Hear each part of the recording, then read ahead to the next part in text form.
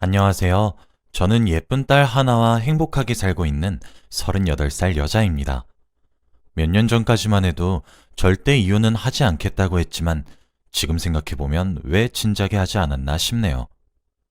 제가 이혼을 하면서 남편과 상간녀에게 아주 시원하게 복수를 했거든요. 오늘은 제가 왜 이혼을 하게 되었는지 한번 이야기해 보려고 합니다. 저와 남편은 20대 후반에 만났어요.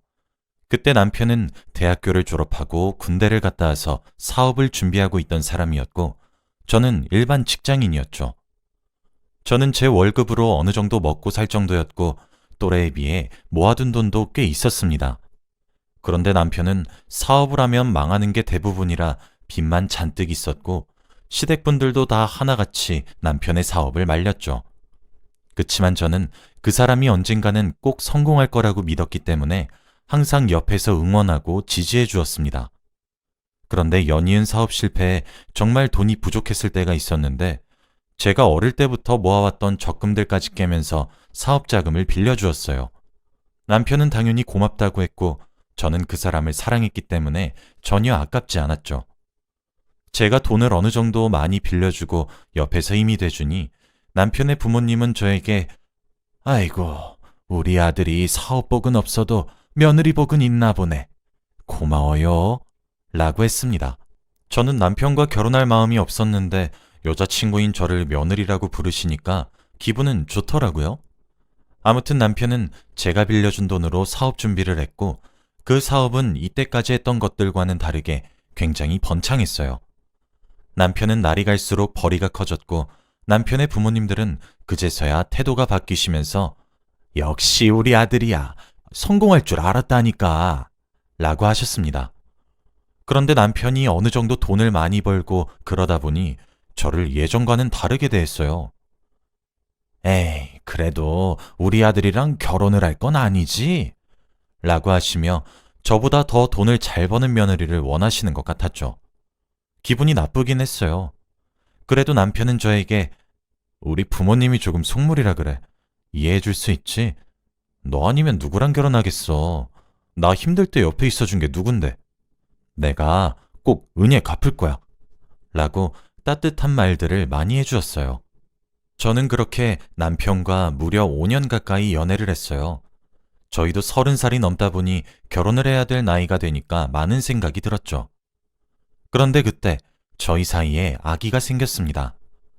저희는 아직 결혼 얘기도 하지 않았는데 제가 임신을 덜컥 해버리니 남편의 부모님은 일부러 제가 남편과 결혼하려고 임신을 한 줄 아세요. 무슨 임신을 저 혼자 할 수 있는 것도 아니고. 아무튼 저희 부모님은 이미 저희가 오래 교제하고 있었다는 걸 아시다 보니 결혼을 할 것 같았대요. 그래서 딱히 아무 말씀 안 하셨습니다. 저는 남편이 아기를 지우자고 하는 건 아닌가 싶어서 무서웠는데 다행스럽게도 낳자고 하더라고요. 시댁 사람들이 저를 싫어하시는 것이 마음에 걸리긴 했지만 그래도 저는 남편과 제 아이만 있으면 뭐든지 할 수 있을 것만 같았기 때문에 속전속결로 결혼식을 올렸죠. 그런데 시부모님께서 저에게 결혼을 하면서 경제적인 활동은 다 그만두기를 권하셨어요. 저는 제 일에 대한 애정이 정말 남다른데 그거에서 뭐 얼마 번다고 계속한다고 하니? 라고 하셨죠. 남편이 사업을 준비할 때 제가 이 일을 하면서 번 돈으로 사업 자금을 계속 빌려줬는데 그때는 고맙다고 하셨으면서 이제 와서 이렇게 저를 대우하시니 기분이 나쁘더라고요. 그래도 저는 시부모님의 고집을 꺾지 못했고 일을 그만두며 제 뱃속에 있는 아기에게만 집중하기로 했습니다. 산부인과에 갔더니 아기가 딸이라고 하더군요. 저는 예전부터 아이를 낳으면 꼭 딸을 낳고 싶다고 생각했어서 너무 기뻤고 아직 아기는 태어나지도 않았는데 얼른 커서 같이 백화점도 가고 미용실도 가는 상상을 하고 있었죠. 일부러 서프라이즈로 알려드리려고 아무 말 없이 시댁에 간 뒤 어머님, 저 오늘 성별 나왔는데 딸이래요. 라고 했습니다. 그런데 제가 말을 하자마자 시부모님이 표정이 굳어지시면서 에휴, 라고 하더군요. 왜 그러세요? 딸이라니? 내가 내일 점집에 가볼 테니 얼른 둘째 낳을 생각하거라. 아들이 없으면 우리 집 대를 이을 사람이 없잖니. 그리고 우리 죽으면 누가 제사 지내니? 생각이 있는 게야, 없는 게야? 당장 집으로 돌아가! 시어머니는 저에게 아들을 낳지 않으면 아무 의미가 없다고 했고, 첫째를 낳기도 전에 둘째를 고민하라고 하셨습니다. 저는 첫째만 있었으면 해서 둘째는 생각도 안 하고 있었는데 말이죠. 남편이 퇴근 후 집으로 돌아왔고 성별을 말해주니 정말 좋아하더라고요. 저는 퇴근을 하면 남편과 하루 종일 저희 아이 얘기를 나누고 싶었는데 누군가와 계속 통화를 하고 휴대폰만 만지고 있었습니다. 남편은 거래처 사람이라고 했고 그때 저는 남편이 확실히 사업가다 보니 바쁠 거라고 생각했어요. 저와 남편은 서로 오래 연애를 하기도 했고 믿음이 두터운 편이라 각자 휴대폰을 확인하지 않아요. 휴대폰 비밀번호는 서로 알긴 하는데 저는 그 사람이 저와의 추억을 버릴 만큼 그렇게 무책임한 사람이 아니라고 생각하거든요. 저는 바쁜 남편을 이해했고 저 혼자서 아기용품들을 구경하며 시간을 보냈습니다. 그렇게 며칠이 흘렀고 저는 여느 때와 다름없이 퇴근한 남편의 외투를 옷걸이에 걸어두려고 만졌는데 안주머니에서 여자 립스틱이 발견됐습니다. 처음에는 저에게 선물을 주려고 사온 줄 알았는데 포장지도 없었고 열어보니 사용감이 있는 립스틱이더라고요. 저는 딱 보고 직감이 왔죠. 여자의 촉은 비껴나갈 수 없잖아요. 남편이 샤워를 하고 있는 동안 남편의 휴대폰을 결혼하고 나서 처음으로 열어봤습니다. 그런데 정말로 한 여자와 불륜을 저지르고 있을 뿐만 아니라 둘은 오래된 사이더군요. 남편은 그 여자에게 아기라고 부르며 저에게는 전혀 하지 않는 애교스러운 말투로 대화를 나누고 있었습니다. 그런데 그들의 대화 내용은 상상 이상이더라고요. 저는 바로 제 휴대폰으로 증거 사진을 찍었고 샤워를 하고 남편이 나오자마자 휴대폰을 들이밀며 이거 뭐냐고 따졌습니다. 남편은 처음에는 당황하더니 곧이어 근데? 너는 돈만 있으면 되는 거 아니야? 그냥 너도 새로운 남자 만나. 라며 아주 당당하게 말했어요. 정말 돈이 사람을 버린다는 게 이런 건가 싶었죠. 남편의 당당한 모습에 저는 할 말을 잃었어요. 너 우리 딸한테 부끄럽지도 않니? 이게 왜? 난 우리 딸한테 한없이 잘하는 아빠야. 딸한테만 잘하면 되는 거 아니야? 남편과의 대화는 이어나갈 수 없었고 남편은 자리를 피하더라고요. 저는 남편이 다른 여자를 만나고 있는 게 너무 당황스러웠지만 무엇보다 저에게 들켜도 당당한 남편이 어이가 없었죠. 그래도 제가 이룬 가정을 잃고 싶지 않아서 딸만 보며 살겠다는 어려운 결정을 내렸습니다. 그런데 며칠 후에 모르는 번호로 전화가 와서 받으니 낯선 여자의 목소리더라고요. 여보세요? 저기요, 태호 오빠 아내분이죠? 저 태호 오빠랑 사귀는 사람이에요. 오빠한테 얘기 들었어요. 다 아신다면서요? 아주 쌍으로 얼굴에 철판을 깔았는지 남편의 상간녀는 제 전화번호를 남편에게 받아서 전화를 했더라고요. 근데 왜 전화하셨죠? 저희 곧 결혼할 거라서요. 얼른 이혼을 해주셨으면 좋겠어요. 양육비 많이 드릴 테니까 딸 데리고 나가주세요. 저에게 이래라 저래라 하는 그 여자는 도대체 무슨 자신감으로 저러는지 당황스러웠고 둘이서 결혼을 한다는 건 또 무슨 경우인지 이해가 되지 않았어요. 저는 모르는 일입니다. 둘이 행복하게 사는 걸 보라고요? 제가 죽는 한이 있어도 절대 이혼 안 해요. 하고 전화를 뚝 끊어버렸습니다. 이런 식으로 예의 없게 저에게 이혼을 하라고 대놓고 말하니 이혼 생각이 싹 없어지는 거 있죠? 저는 바로 시어머니께 전화를 해서 제가 겪은 모든 일들을 다 말했어요. 남편의 옷에서 여자 립스틱이 나왔고 그 상간녀가 저에게 전화를 걸어서 둘이 결혼을 할 예정이니 이혼을 하라고 했다면서요. 그런데 시어머니의 반응은 정말 충격적이었습니다. 나도 안다. 얼마 전에 우리 집에 와서 인사도 하고 갔는걸. 그냥 깔끔하게 이혼하거라. 나도 그 아이가 마음에 든다.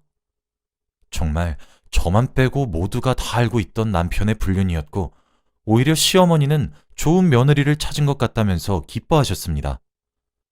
네가 얼마나 매력이 없고 여자 구실을 못했으면 우리 아들이 다른 여자를 만나겠니? 우리 아들이 이렇게 된 것도 네 책임이 어느 정도 있는 거야. 얼른 네 딸 데리고 나가. 시어머니도 저에게 딸을 데리고 이 집에서 나가라고 하시니 말문이 턱 막히더라고요. 그래도 남편은 아직 저에게 정이라도 남아있겠지 싶어서 남편이 퇴근 후 집으로 돌아왔을 때 말했어요. 여보, 오늘 그 여자가 전화 왔다? 여보랑 결혼할 거라고 이혼을 해달라고 하더라? 정말 어이없지 않아? 저는 그래도 아직은 남편이 제 편을 들어주며 그 여자보다 저를 더 원한다는 말을 듣고 싶었어요. 그런데 남편의 대답은 제 생각과 달랐습니다. 아, 사실 오늘 말하려고 했는데. 맞아, 우리 결혼하려고 해. 이미 어머니 아버지께 인사도 드렸어. 양육비 많이 줄 테니 딸 데리고 나가서 살아. 그리고 이혼도 소송까지 가지 말고 우리끼리 조용히 하자. 소송은 너무 질질 끄니까 깔끔하게 합의 이혼으로 하고. 합의금은 많이 줄게. 둘이서 살고도 남을 만큼으로. 그러니까 우리 이혼해. 라고 했습니다. 남편은 정말 평온한 말투로 저에게 이혼을 요구했고 자기 딸에 대한 부성애도 없는지 저에게 아기는 저보고 키우라고 떠밀었습니다. 물론 그 사람들에게 소중한 제 딸을 맡길 생각은 없지만 빈말이라도 자기가 딸을 키울 거라고 말이라도 해야 하지 않나 싶더군요. 여보, 내가 예전에 사업 힘들 때 어떻게 도와줬는데 내가 돈까지 보태주면서 너 뒷바라지 다 했는데 나만 바라본다며 나 없으면 안 된다며 그런데 왜 갑자기 이래? 어떻게 사람이 변하니? 여보, 혹시 그때 나한테 빌려준 돈이 아까워서 그래? 배로 쳐서 줄 테니 그냥 곱게 나가줘. 얼른 이 집에서 새 출발하고 싶으니까. 남편은 그렇게 저희의 긴 세월을 한순간에 버렸고 저는 그렇게 이혼을 하게 되었습니다. 이혼 도장을 찍으러 법정에 간 날 남편은 아예 그 상간녀와 팔짱을 끼고 제 앞에 나타났어요. 상간녀의 모습은 처음 봤는데 정말 젊은 여자였고 빨간 립스틱에 빨간 구두를 신고 있었죠. 그런데 상간녀가 제 귀에 대고 그러니 남편 간수 잘하셨어야죠. 라며 비웃는 겁니다. 저는 결국 그 여자의 뒤통수를 때렸는데 남편은 그 여자가 한 말을 듣지 못하고 제가 갑자기 상간녀의 뒤통수를 때린 줄 알고는 제게 다가와서 제 뺨을 때리더라고요. 어디서 감히 우리 아기한테! 생에 태어나서 처음으로 뺨을 맞아봤는데 그것도 남편한테 맞아보다니. 정말 죽고 싶었지만 그 여자는 제게 맞은 뒤통수를 만지며 우는 척을 했습니다. 오빠, 여기 홍난 것 같아. 호호해줘. 라고 했죠. 남편은 아이고, 우리 아기 아팠어요? 라며 아주 둘이 꼴값을 떨었습니다. 결국 이혼도장을 찍고 저희는 제대로 남남이 되었네요. 저는 친정으로 딸을 데리고 들어가 살았는데 친정 부모님은 제가 겪었던 이야기를 다 들으시고는 고생이 많았다며 안아주셨어요. 그렇게 저 혼자서 딸을 열심히 키우고 얼마 지나지 않아 주위에서 제 전 남편이 결혼을 한다는 이야기를 들었습니다. 어떻게 이혼을 하자마자 바로 결혼식을 올릴 수 있을까요? 제 생각은 정말 하나도 하지 않은 거죠. 다들 저에게 괜찮냐며 동정을 하는데 그 눈빛도 정말 기분 나빴습니다. 제 인생을 이렇게 망가뜨려 놓고 행복해지려고 하는 그 둘에게 복수를 하기로 마음을 먹었죠. 그날부터 저는 두 사람이 불륜을 저지른 것을 증명할 만한 모든 자료들을 종이 한 장으로 담아서 프린트를 했어요. 준비하는 과정에서도 너무 신이 나고 기대가 되더라고요. 지인들의 수소문 끝에 그들의 결혼식장 장소를 알아낼 수 있었고 결혼식 당일 몰래 찾아가서 거기 온 하객들에게 제가 프린트한 종이를 다 돌렸습니다. 다들 신랑이 재혼인 것도 몰랐고 신부가 불륜을 저지른 것도 모르는 눈치더라고요. 식장에 있던 사람들이 충격을 먹으면서 신랑 신부에게 욕을 하면서 그곳을 나가는 모습을 보니 정말 통쾌했습니다. 그치만 아직 복수는 끝나지 않았었죠. 저는 신부 부모님에게도 찾아가 인사를 드리고 프린트물을 손에 쥐어드리면서 당신들 딸에 대한 정말 중요한 것이니까 바쁘시더라도 꼭 읽으세요. 라고 했습니다. 두 분은 자기 딸이 밖에서 한 가정을 파탄내고 그 남자랑 불륜을 저질러 결혼을 한 거라고는 상상도 못했겠죠? 상간녀 아버지는 뒷목을 잡고 쓰러지셨습니다. 상간녀 어머니는 제가 전 남편의 전부인인 것을 알고 죄송합니다. 저희가 딸을 잘못 키웠네요. 하나밖에 없는 딸을 공주처럼 키우다가 그만 이라며 사죄하셨고요. 죄가 없는 상간녀 어머니는 저에게 죄송하다며 사과를 했고 마음이 아프긴 했지만 사과 안 하셔도 돼요. 하지만 용서는 절대 하지 않을 겁니다. 라고 하며 자리를 떴습니다. 신랑은 신부 대기실에서 같이 있다고 했고, 저는 아직 신부 대기실에는 들어가지 않았습니다. 그런데 하객들이 정말 조금씩 빠져서 식장에 남아있는 사람이 얼마 없었고, 거의 텅 빈 채로 결혼식이 진행되었더군요. 두 사람은 정말 꿈에도 모른 채 행복한 결혼식을 상상하고 있었겠지만, 식장에는 사람이 거의 없었습니다. 저는 식장에 들어가 앉아서 그들이 입장을 하기를 기다렸고, 신부의 아버지가 쓰러지셔서 신부와 신랑은 같이 입장을 하게 되었어요. 분명 자기 아버지가 쓰러진 것을 알 텐데 상간녀는 아버지의 건강보다 자기의 결혼식이 더 중요했는지 결혼식을 계속 진행하려고 했다네요. 아무튼 식장의 거대한 문이 열리자 두 사람은 휑한 하객들의 자리에 둘 다 당황한 모습이었고, 그래도 앞으로 나아가야 하니 꿋꿋이 걸어가더군요. 저는 바로 앞에서 그들을 지켜보았는데 저와 전남편과 상간녀는 눈이 마주쳤고, 제가 프린트한 종이를 걷고 있는 그들에게 주었습니다. 그들은 제가 준 것을 보고는 기겁을 하며 고함을 질러댔고, 저는 그대로 식장을 빠져나왔습니다. 더 이상 결혼식은 진행이 불가능했고 결국 취소되었죠. 그들에게 제 인생을 망친 대가를 제대로 치르게 한 것 같아서 정말 통쾌했고, 지인까지 떠나게 하니 너무 행복했습니다. 저는 집으로 돌아가자마자 기쁜 마음에 딸을 안으면서 날아다녔어요. 얼마 뒤에 알게 된 사실인데 둘은 갈라섰다고 합니다. 상간녀의 부모님께서 제 전남편이 그런 사람인 것을 알고는 결혼을 반대했다고 해요. 그런데도 상간녀는 결혼을 하겠다며 반항을 하다가 집에서 쫓겨났답니다. 상간녀는 저에게 전화가 와서 야, 내가 너 지구 끝까지 쫓아가서 복수할 거야. 나 혼잔 절대 안 죽어. 라고 하고는 전화를 뚝 끊더라고요. 저는 전혀 겁을 먹지 않았고 그녀가 어떻게 저에게 복수를 할지 기대가 되었습니다. 저는 인생에서 몇십 년을 정말 후회 속에서 살았네요. 뭣도 아니었던 전 남편이 뭐가 그렇게 좋다고 다 퍼졌는지. 그래도 그 사람 아니었으면 지금 이렇게 예쁜 딸아이는 없었겠죠. 그리고 제가 매달리기 전에 그 사람이 먼저 저에게 떨어져 나간 거에 감사하기로 마음먹으니 조금 나아지더군요. 그 일이 있고 나서 전 남편은 저에게 전화나 문자를 자주 하며 미안하다고 했고, 딸을 핑계로 계속 만나려고 해요.